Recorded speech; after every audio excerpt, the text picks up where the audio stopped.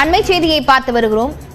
தமிழக வெற்றிக் கழகத்தின் முதல் மாநாடு அக்டோபர் 27ஆம் தேதி நடைபெறும் என அறிவிக்கப்பட்டிருக்கிறது.